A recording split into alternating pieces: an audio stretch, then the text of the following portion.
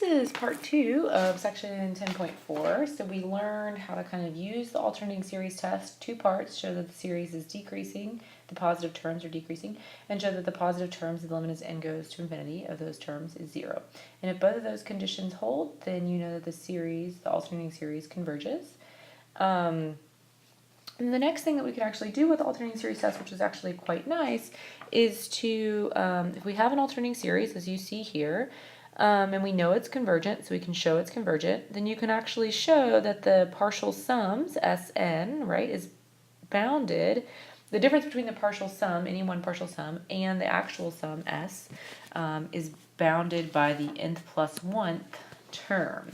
So if you remember our picture that we had on that last video, we had this idea starting at 0, and we were going to go up to some S1, because that was going to go our B1, and then we were going to come back a little bit by B2. I guess in this case these are now A's, but maybe A1, A2, and then we were going to come this way, A3, and then this way, some A4, and then right eventually we would get down to some S.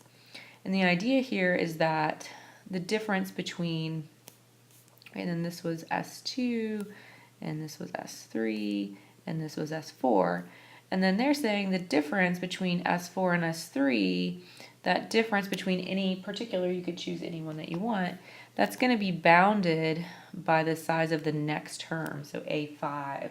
So if we know the 5th term, right, we'll know actually the bound of the first 4 terms, the sum of those first 4 terms, because of the fact that these things are decreasing and kind of collapsing on each other. So that's actually a way for us to get a bound for how far off or how good of an estimate we can get. So with that idea in mind, I have one example of how to do something like that. So first it wants to show that this series is convergent, and then it wants us to decide how many terms do we need to add in order to find the sum to the indicated accuracy. So in this case we want the error to be less than 0.00005. So the first thing we want to do is the alternating series test. So part 1 of the alternating series test, we take 1 over n plus 1 to the 6th. That's certainly going to be less than or equal to 1 over n to the 6th. So that is a check mark. And then the next thing we do is we take the limit as n goes to infinity of 1 over n to the 6th, and that is certainly equal to 0. So that's check. And so by the alternating series test, we get that this sum negative 1 to the n plus 1 over n to the 6 converges. So we know that that series converges. So that's great. That's the first thing it wanted us to show. The second thing is how many terms do we need? So this is using that estimation idea. So what we do is we take our series, our terms. So we know that an is 1 over n to the 6th.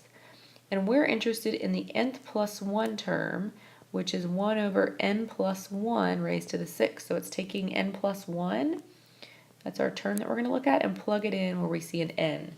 That's the term that we know is the bound for the error. And so in this case, we want that term to be less than 0.00005. And so if we start working all this out, sort of moving stuff to both sides, we get 1 divided by 0.00005 is less than n plus 1 to the 6th. And I think we take the 6th root of this thing, we'll get 5.21 is less than n plus 1. So we get n is greater than 4.21. So that would tell us that we would need 5 terms in order to find this sum to the indicated accuracy. And so if you actually look at the 5th term in this series, you would see that it is slightly bigger than 0.00005. And then, so if we had those 5 terms, that would be great. If you looked at the 6th term, you'll see that it's actually smaller than 0.0005.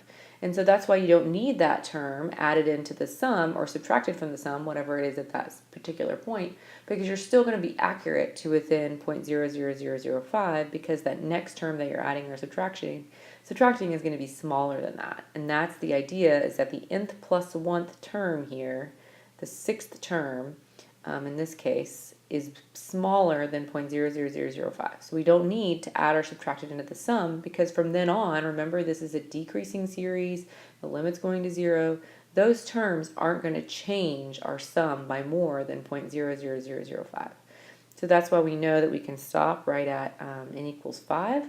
So the whole idea for this testing how accurate is just to plug in n plus 1 and solve for n, and that's what's going to